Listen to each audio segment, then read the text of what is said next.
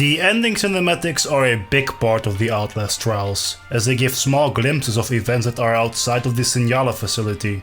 They show how we as reagents fail or succeed and how the mind control actually works.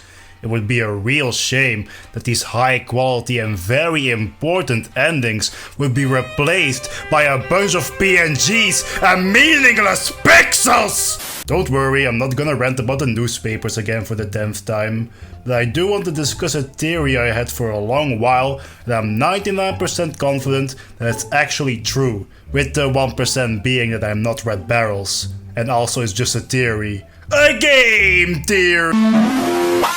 I am convinced that in the future, Red Barrels will bring back the concept of the endings to end off Amelia's storyline with the return of Sullivan Knopf. Temple Gate, founded by Sullivan Knopf, modern Ezekiel. Her knives sharp for the enemy. Pieces have been laid out before us since early access and they have been reinforced in Season 3.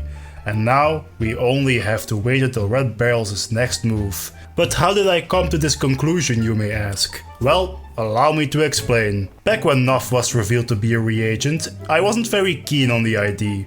Because to me it felt forced to change an antagonist from a previous game, one that isn't majorly liked among the community, into something that didn't really change anything about him. I didn't really care about his past, but now suddenly it is revealed that he was Murkoff's puppet from the start? That felt a bit cheap to me, and at the time it seemed that they wouldn't push further into the subject. So I didn't really think anything of it, but then Season 3 rolled around. A bunch of stuff happened since then. Amelia's escape plan happened and the Signala facility was in chaos.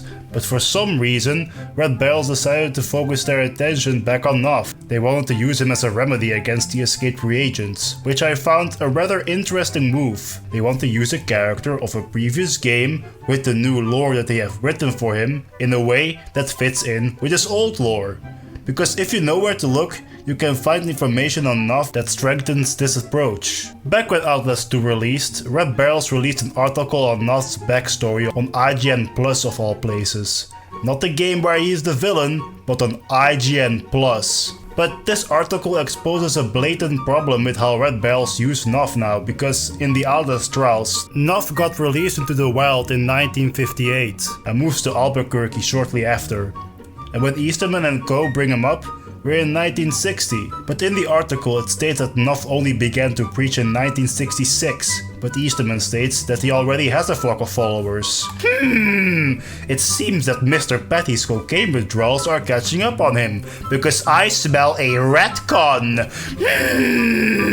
But the most important part of this story is that during his time in New Mexico, he and his followers were living in a luxury ranch, courtesy of Lydia Dagan. It wouldn't surprise me if they reveal that Murkoff bribed her into giving Knopf shelter so that they can use him more efficiently, but that's only crazy talk for now. So now Knopf is close to Signala with a base of operations because remember, Temple Gate was only founded in 1971, and unless they update Outlast 2 to change the year on the sign, they won't be retconning their way out of that very soon.